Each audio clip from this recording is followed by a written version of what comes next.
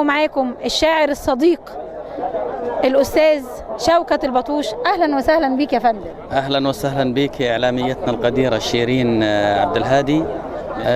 أنا أفتخر أني أكون على تراب مصر دائما، وحقيقة مصر تركت أثر في قلبي مما دعاني إلى أن أحضر لها كل عام، وفي بعض الأعوام أحضر لها أكثر من مرة. طبعا أنا أطلب أيضا من برنامج بيبان الخير اللي أنت بتقدميه أنه يذيع قصيدة لإعلامية عربية مميزة شفافة ذات حرية وخلوقة بتقديمها، نفتخر باللقاء دائما فيك. فكتبت أبيات تخص الإعلامية شيرين عبد الهادي. اللي حضرتك كتبت لها القصيدة اللي قلت عليها الكلام الكويس ده قوي. أنا أنت تمثلي مصر ومصر تمثل شيرين، ولكن كلمات كانت خاصة إلى شيرين الإعلامية.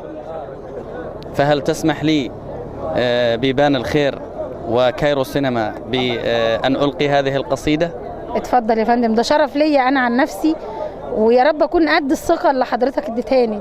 أكيد أنت على ثقة عالية. أقول شيرين رمز المرأة المصرية، شيرين مرأة حرة عصرية، بنت الأصالة ووردة جورية، بتفوح أنسام الزهر بنسابها.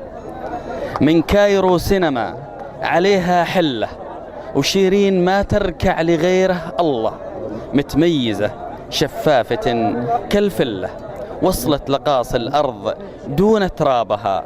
هنيال كايرو سينما بحضورك، أعلام صادق فايح بزهورك، أعلام يتحدى مدامه نورك، مثل النجوم اللي علت بسبابها. وأنت مثل النجوم ومثل البدر يا سيدتي. كتبت الكثير عن مصر، ومصر لها في قلبي كل المعزة وكل الحب.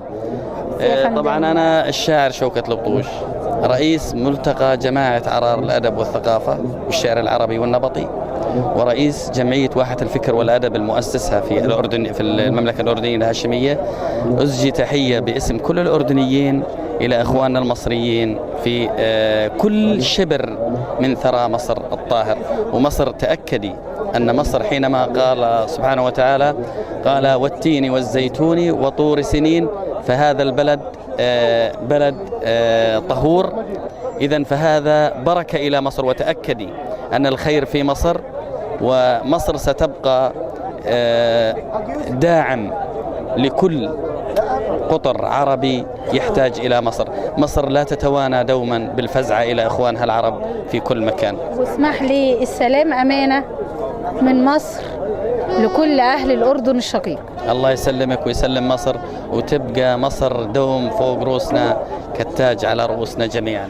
أمطرك أشواق من مزنش هدي، والثنايا يبرقن بين الشفات، والخدود ورود واللون هدي، لمعات فاتنات زاهيات. أعشقه وأموت لو حبه هدي، لأننا عشقانها دون البنات. يا قمر عمري ومضماي وغدي، والليال الفايتة واللافيات.